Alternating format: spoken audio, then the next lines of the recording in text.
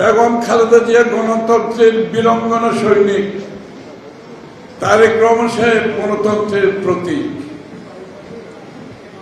সুতরাং বিএনপি এবং গণতন্ত্র একে অপরের পরিপূরক, একটা ছাড়া একটা চলতে পারে না।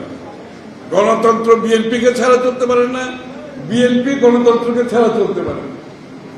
এই যে পরিপূরকের ভূমিকা, এই গণতন্ত্রের জন্য যে ত্যাগ, জিয়াউর রহমান সাহেব জীবন দিয়েছেন, বেগম খালেদা জিয়া বৎসরের পর বৎসর জেল খেটেছেন, তারেক রহমান দেশের বাইরে থেকে বাংলাদেশের মানুষকে ঐক্যবদ্ধ করেছেন,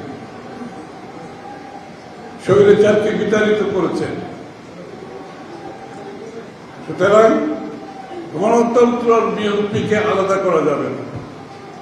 এই সংগ্রাম এখনো চলছে, এই সংগ্রাম এখনো শেষ হয় নাই।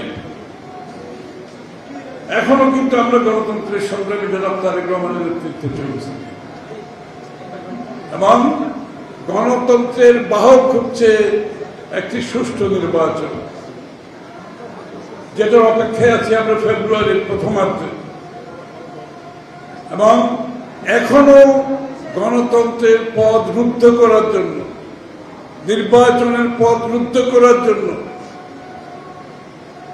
নির্বাচনকে বিলম্বিত করার জন্য এখনো গণতন্ত্র বিরোধীরা সক্রিয় আছে।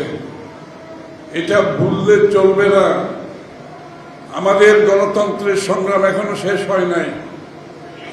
এখনো গণতন্ত্র বিরোধীরা চক্রান্ত করছে কিভাবে এই নির্বাচনকে বাধাগ্রস্ত করা যায়, বিলম্বিত করা যায়। নির্বাচন হচ্ছে গণতন্ত্রের বাহক। তারা চায় না বাংলাদেশে একটা গণতান্ত্রিক অর্ডার ফিরে আসুক, কারণ গণতন্ত্র না থাকলে যাদের লাভ, তারা গণতন্ত্র চাইবে কেন?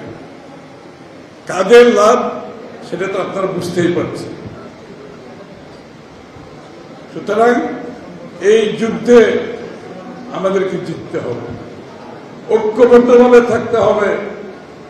সভাপতি সাহেব বলেছেন, যাকেই মনোনয়ন দেওয়া হবে ভালো মন্দ বিবেচনা করার সেটা জনগণের।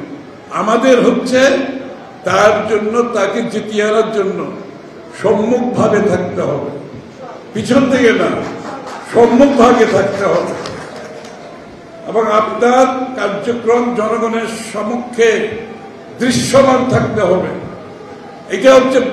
এটাই হচ্ছে শহীদ জিয়ার সৈনিকের কাজ, এটা হচ্ছে বেগম খালেদা জিয়ার সৈনিকের কাজ, এটা হচ্ছে তারেক রহমানের সৈনিকের কাজ। এই যুদ্ধ যদি আমরা জিততে না পারি, বাংলাদেশ হেরে যাবে, বাংলাদেশ হেরে যাবে, গণতন্ত্র হেরে যাবে, আমরা হেরে যাব।